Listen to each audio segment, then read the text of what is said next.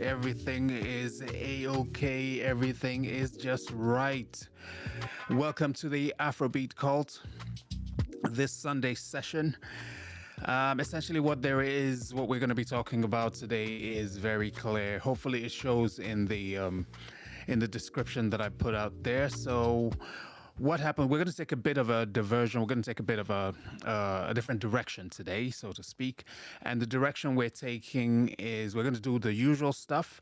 And the first thing I want to talk about is at least to let you know, if you're just joining us for the first time, is to let you know what we are about. So the Afrobeat Cult is about entertainment. It's about the culture. It's about music. It's about entertainment. It's about Africans that live outside Africa. Those that are generally, if you have an African, if you're a descendant of of Africa. So essentially, this represents you. This talks about your culture, talks about our culture, talks about everything to do with the way we live and things like that. So that's what the Afrobeat Cult is about. It's a short form of Afrobeat culture. That is the Afrobeat cult. That's what it is. That's what it means. So we're digging deep into everything that has to do with our culture, as much of that as possible.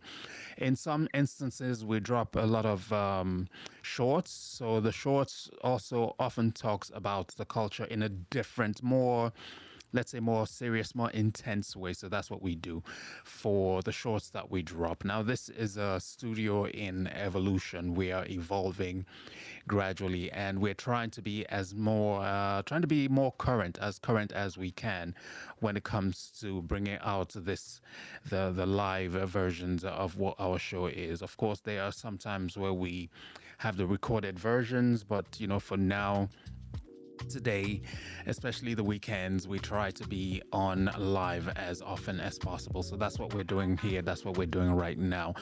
So the first question I'd like to ask out there is, how are you doing? How are you feeling? How has your weekend been? What have you been up to? The year is running to an end, and what are your plans towards that? For those who celebrate Christmas and those who generally want to mark the end of the year. It's a period where a lot of companies, a lot of businesses try to close, and a lot of people are quite busy planning for when that time comes so that they get everything out of the way as much as possible. So that's what this whole period is about. Now, if you live in Africa, it's a totally different scenario from those who live abroad. So the Africans in the diaspora, so we also target those within this channel that we have. Now, we are about to reach a milestone in our growth for the channel. We've been around for quite a while. It's just that, we have not been on as regular as we should be. So for that, I would like to apologize on behalf of the entire team and the community as a whole. So so right now, this is a new we're dedicating more time and more resources to making sure that we get you the kind of information, the kind of engagement that is required, that is very, very necessary. And I think it's quite important that we continue to do that because of the way the times are now. I think at some point we all need the voices, we all need representation, we all need to be there for each other. So that's one of the reasons why it's vitally important that we continue to take part in everything going on.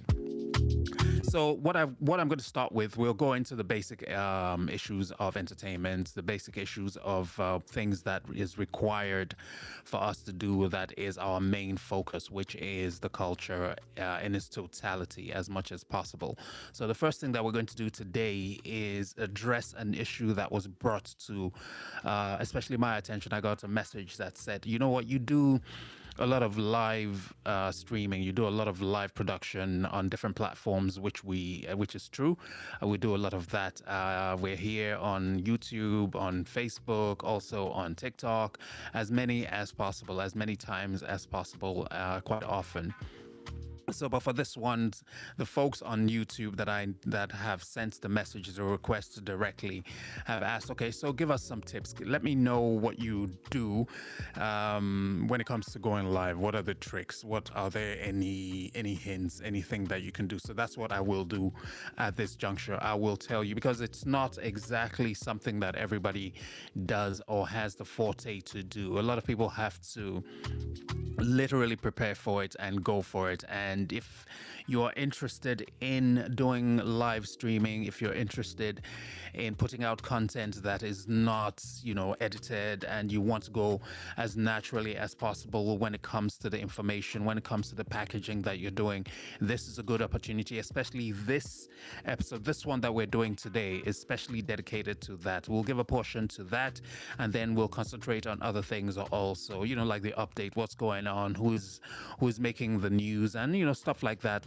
is also quite important for us to talk about. But essentially what we're going to do now is give you a rundown about what it takes to go live. What do you need to go live? If going live is something that you are interested in as a presenter, if it's something that you're interested in as a content creator, this is an opportunity for us to share that kind of basic information. So one thing you need to know is that no matter the case, no matter what situation you're in as a content creator, you must realize that you cannot go into the live stage.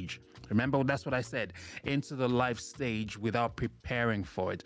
One of the key things that I do essentially for me is that before I go on, I always think, okay, what are the things that I want to talk about? I make a list, like I have a list that I'm going through right now. It's vitally important that you make a list. Why do you make the list? So that you can stay on target, so that you can stay within the framework of the things that you want to talk about. So that's vitally important. So make sure that you do that. Now, going live as a live content creator is it takes a lot of energy. It takes a lot of confidence within yourself. It is something that that does reach out. It creates that level of connection that you wouldn't necessarily get when you're having a different kind of content being put out. So remember that no matter what, even if you're going to be doing the live presentation, you must put on some level of showmanship. In that way, what I do mean is that you can't be speaking as if you're talking only to yourself. Remember, you're addressing people who will be seeing your whatever you're doing, the stuff that you put out, especially with YouTube, where it records and there is an opportunity to get a playback on what you have done when it's live. This one that we're doing right now is live, and I'm hoping that at some point, you will be able to see it and get some information out of it. So what we're talking about today is, at least for this period, for the first half of what the show contains, is that we're going to be talking about how and what skill set you require, what you need when you want to go on live. So let's go for it. And then one benefit of and the skill set, or something that you need to consider when you want to go live, is you have to know your audience in real time. Successful presenters constantly read the chat. If we get chat, we will go through it and we will address it immediately. So that's what is very important, and YouTube gives you the opportunity to do that, in real time. So engagement is part of it. Adjust tone and pacing. It's like, how do you frame it now? It's like an improv. I don't know if you guys know what that is. It's like an improv. Those that don't know, it's like an improv where you have to improvise as you go along. But improvising does not mean that you just grab things willy-nilly off the air. These are things that you already have at the back of your mind that it's important to talk about. Like, we put the topic out there. So how do you develop that content? You already have the topic. You already know what you want to talk about. Now it's time for you to develop that content and be able to share that information that you have packaged and you have gotten ready. Now, this thing about being live also creates that atmosphere of authentic communication. Most of the people that watch or want to see things being presented live, they crave realness. They don't like, a lot of people nowadays don't particularly, gravitate towards polished content where everything seems so pristine, so creamy, so designed, so glorified, so glamorous. It's good to have all that shine and veneer, but at the same time, most people nowadays crave for the natural conversation where it basically seems as if I'm talking to you one on one. So that's vitally important. And then, we see your naturalness, if that is a word that I can use, how natural you are in communication, and it builds some level of trust and honesty when you're communicating on a one-to-one. So those are the sides of going live that people see behind on the other side of the camera. So like you, for instance, what you will be seeing is that I'm just really ranting. I'm not necessarily being as polished as if I was recording content. So if I'm recording the content, it's completely different. If that is the goal, if that is the tenor, if that is the mood that I want to set when it's being recorded, that is a totally different package. But when it is live, we're basically talking one-on-one. It's me, you, and us, within that space. So I might be talking to thousands of people, hundreds of people. It doesn't really matter, but we're making a one-on-one connection. So that's one thing that you need to know about going live. So those are the things, the like landmarks of live presentation. Then there's the issue of clear purpose and value. What value are you creating? Each stream needs a clear goal: entertain, educate, inspire, or connect. Without it, a lot of people lose interest quite quickly, so those are markers that you need to be aware of. If you're going live, you need to know that people want something. There's almost like what you might call a value chain, right? So that chain, that connection, is you're creating value for other people. So this is a benefit. This is a benefit on both sides. You're giving out information, you're sharing what you know, and people are benefiting by the knowledge that you're imparting, that you're spreading out. So that's another key point when it comes to going live. Time awareness and flow. Good presenters, if you're going to be a good presenter and you're presenting on the live platform like this one, you have to be able to balance and interact and demonstrate and to maintain attention without overwhelming viewers. Now, this is dependent on the kind of content that you're giving out.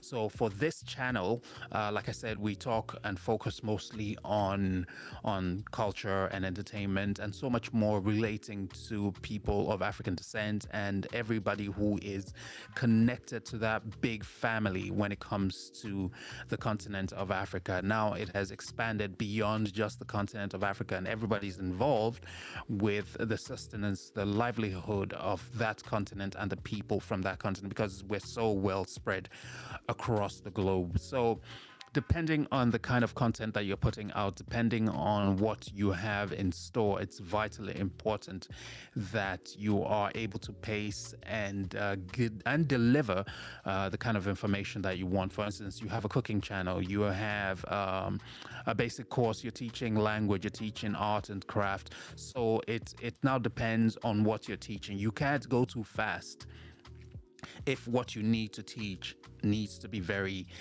intentional and very deliberate. So those are the basic things that you're required to do depending on the kind of content that you're giving out. Another thing that you need to consider going live is mastering live interaction, live comments, for instance, and shout outs, those things that usually pop up whenever. So remember, when you're seeing this later, if you have other things that make sense, that add up, that you didn't get, or you want more things answered when it comes to this issue, please feel free to put that in the comments below. And remember also, if you have not subscribed, maybe this is the part where I have to slide that in, that if you have not subscribed to this channel already, please do so. And for those who have, I'm really, really grateful. We're really grateful for you joining this family, joining this community. So thank you for that. Then we'll move on about the next issue has to do with storytelling under pressure.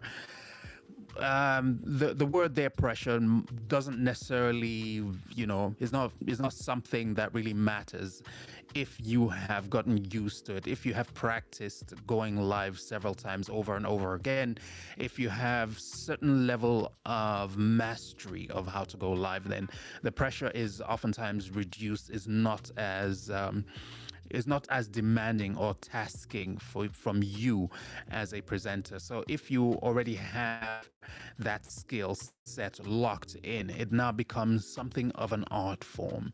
You now become really fluid and you flow easily with giving out that kind of information. So that's something you need to think about and continue to practice. So basically what we're saying is that going live, you should learn how to tell the story.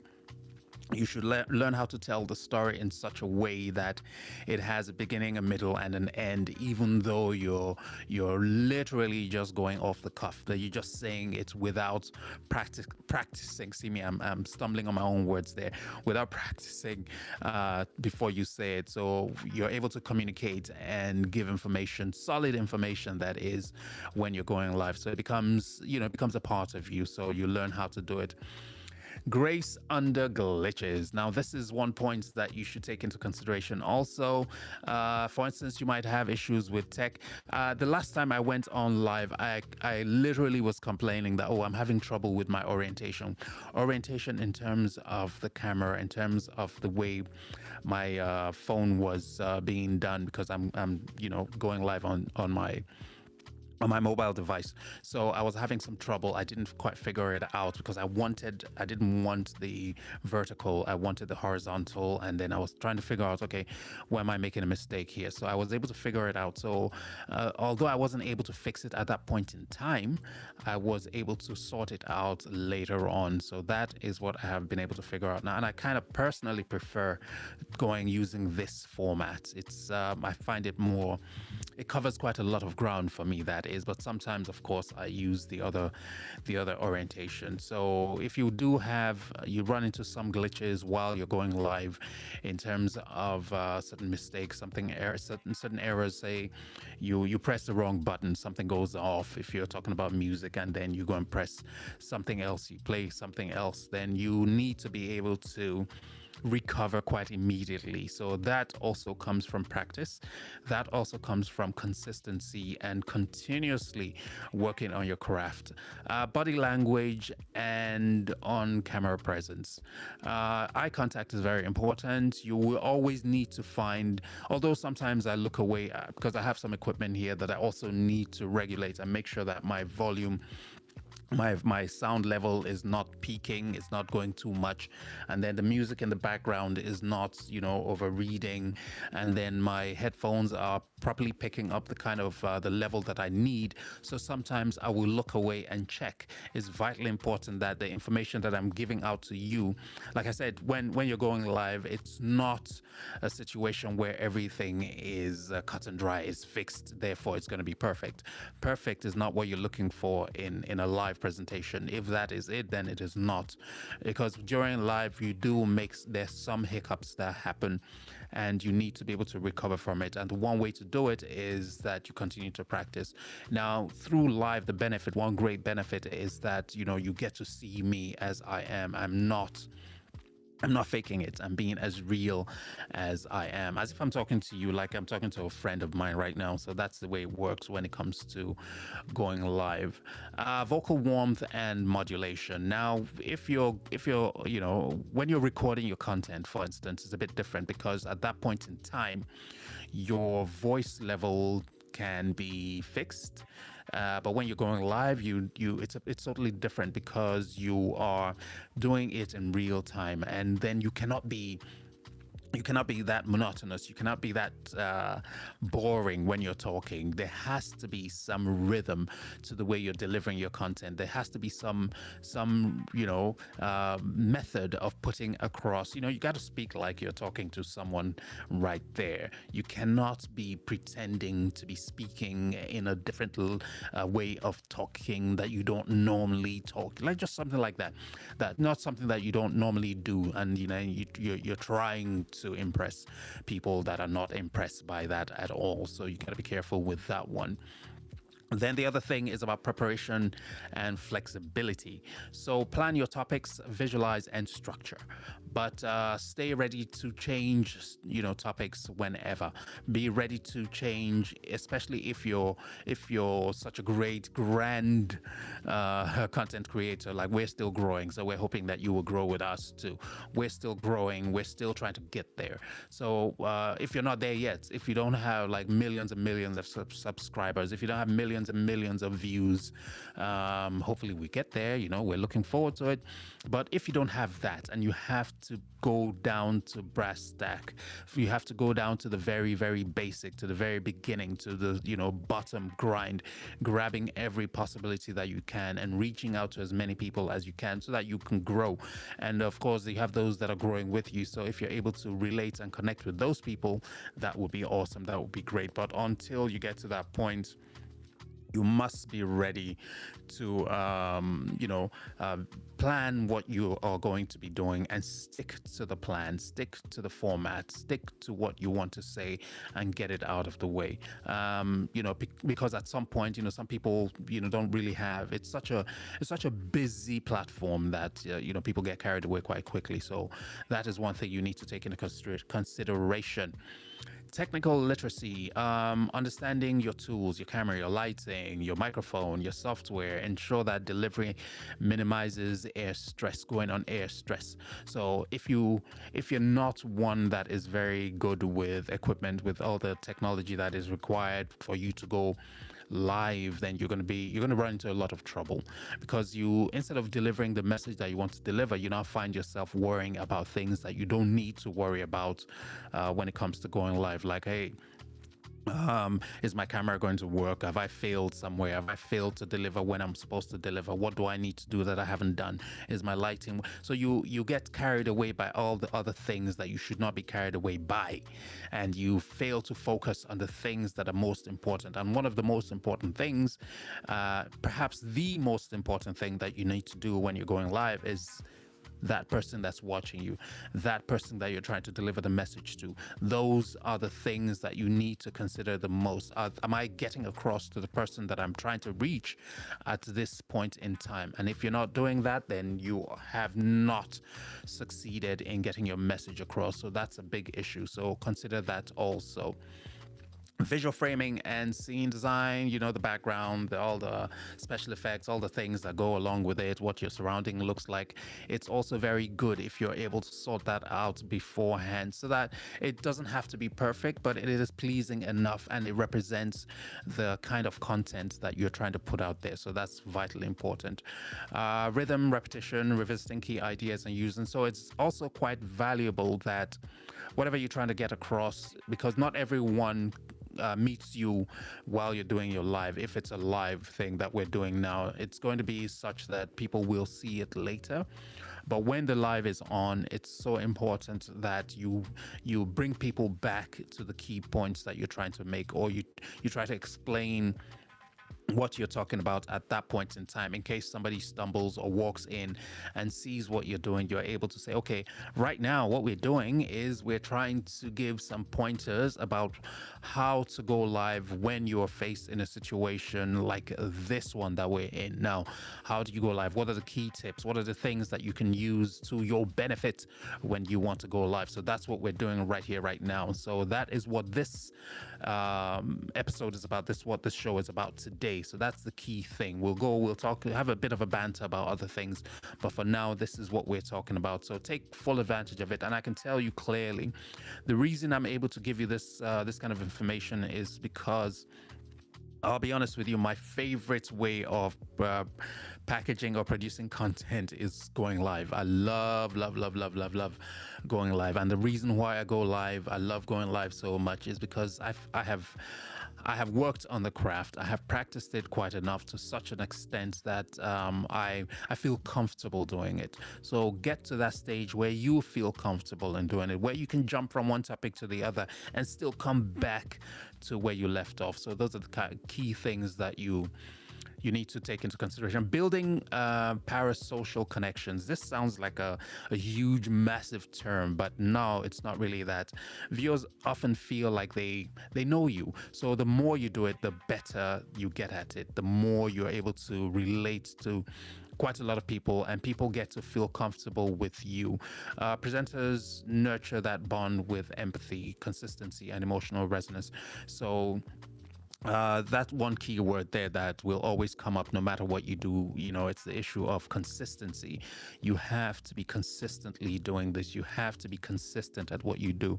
Continue to do this, continue to practice, continue to put out content when it's coming, when it's live. And that relationship will build over time. You don't make friends, the kinds of friends, when you're looking for thousands of people to follow you or to subscribe. You cannot do that in one single bound. It's something that you have to build. It's that kind of relationship that you have to build, and that's the kind of relationship that we're trying to build here. And it's not a sprint, it's a marathon, and the marathon is the process. It is worthwhile sticking with it and continue and developmental, and the kind of memory that will help you see yourself through. Right, let me go back to this reading analytics like a story, okay? And so I know that because we have literally basically only, gotten quite active when it comes to the live presentations, I promise you I'll be doing more of these kinds of sessions to, help you share. I've been doing it on other platforms and it's been quite successful. So I promise I'll be doing quite a lot of these here now to help those who want to learn more and gain more when it comes to the skill set required for different kinds of things, especially when it comes to presentation and talking about important topics like these. So try to read and go through the analytics as much as you can. Go through the analytics, go through the numbers. And this was a failure that I had in the past. I saw it, I knew it existed, but I did not tap into the access that was provided by platforms like these, like YouTube, for instance. I did not tap into it, and that was not a good thing. So now I pay more attention to analytics. I pay more attention to the numbers and how it affects the stuff, the content that we put out. So that has been quite helpful. It tells me, okay, this is what people want to see more of. This is the time that people will be around to see more of the stuff that you intend to present to them. So those numbers are quite important. So go through them. I was watching another lady who was trying to teach people how to go live, and she constantly kept mentioning, oh, do this and look at the analytics, look at the numbers. The numbers are very helpful. They're very good for you. So basically every platform provides that kind of information. So tap into it and use it to your benefit. This is the part I like the most, I think, about going live, and it has to do with improvisation and spontaneity. Responding naturally to unpredictable moments, the chats, the jokes, the surprises, even the mistakes. Even the mistakes are a good thing. It's not a bad thing. We're human beings, so we will make mistakes from time to time. We will slip up with the words. I will fix my hat, or I will rub my nose, or do my cheeks like this and stuff like that. So that just shows that we're human beings. We are, prone to these kinds of gestures and the ways we do things. So it doesn't take anything from you. You cannot be as stiff and, not move or do anything that is out of the ordinary. So it's not a problem. If you're going live, don't worry about those things. Don't. Just go for it. Consistency. I have said this before. Consistency, and reliability. Regular streaming schedules and familiar. I promise these are things that we're getting to, and consistent segments. We're trying to build it to such a situation where it's more regular and things are more predictable in some ways. Of course, the content will change from time to time, but I want to be able to come to you at a specific time and say, okay, this is when we're coming. This is what we're going to be presenting at the time we promise we're going to be there. Once that promise has been made, we must fulfill that promise. We will not fail on you. We will not say, okay, it was raining outside, therefore we could not come and do what was needed to be done. So that will be fixed. I promise you that. Cultural awareness and inclusivity, respect diverse audiences and global time zones. So that is a key. That is a factor that you really don't have any say in. You can't really fix any of those things, because what is an issue that is of value to you might not be one that is of value to somebody else. Perhaps the information that I'm giving out now, people already know about it, people already are aware of it, but my perspective is different because it is my lived experience. It is my way I have developed over time, and it has worked for me. It might not work for you, but I'm sure 110% I can guarantee you, if you take note and listen, you will be able to pick something out that works for you. You might see that the stuff that I'm talking about has been repeated over and over and over again. And one thing that I'm sure 110% is the term consistency. That one comes up. There's no doubt about it. You have to take that, in fact, put that at the top of your board when you're talking about going live or doing anything that is related to content creation. So that's one big thing. Don't let it slip by. Then the long game and personal growth.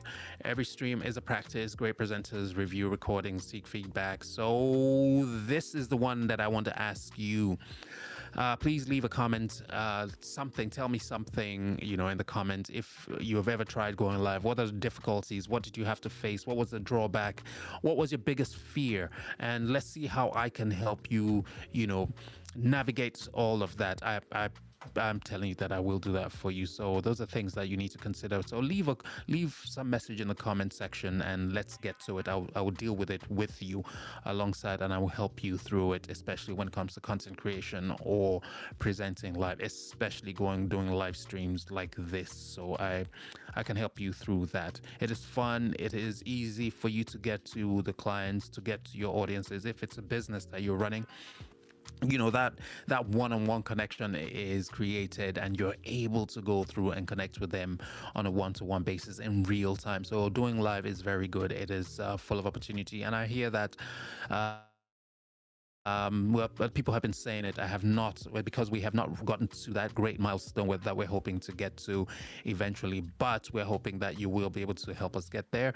And I also noticed that a lot of people who have been watching the content that we have to offer, a lot of them have not been subscribers. So please hit that subscribe button and help us reach those milestones that we're looking forward to. Yeah, so that's exactly what we're talking about today, essentially. And then I will switch gears a little bit.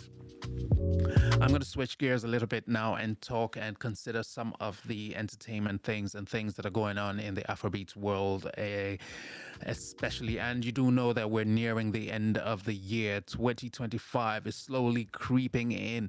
What am I doing right now? I'm in the studio. I have my equipment right here. What I'm planning to do is do a couple of mixes and check out some new sounds that are what's going on. What are the new things that are happening when it comes to music? There have been quite a lot of jams. People are preparing for what will be the biggest jam that will close the year out in the Afrobeat world.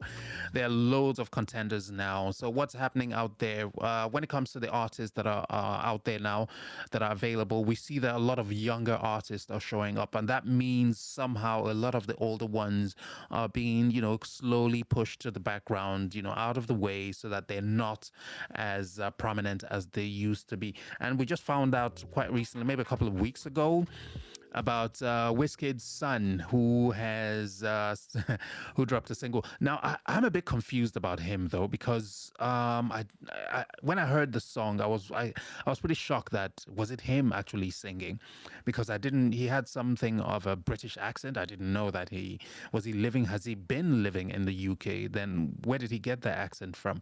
So it's a song that sounds quite like what the British artist would sing. It's something that an artist like Stormzy sounds like. It's something like what some other artists in the UK sounds like. So it's that kind of music. It's his time. It's their generation.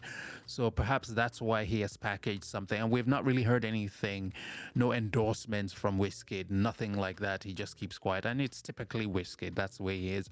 Who knows? We don't even know if he supports the boys' foray, his incursion into music. And a lot of other pundits have been saying that, oh, Wizkid, step aside, watch out now, your son is coming for your crown. I don't think that's what it is. I mean, no parents would, well, naturally, no parents would not want their child to succeed when it comes to falling in line with the kind of lifestyle, with the kind of a profession that he is in. So I'm thinking that Wizkid would definitely be supporting his son all the way, to the top as much as he can. But, they're in a different generation. The style is different.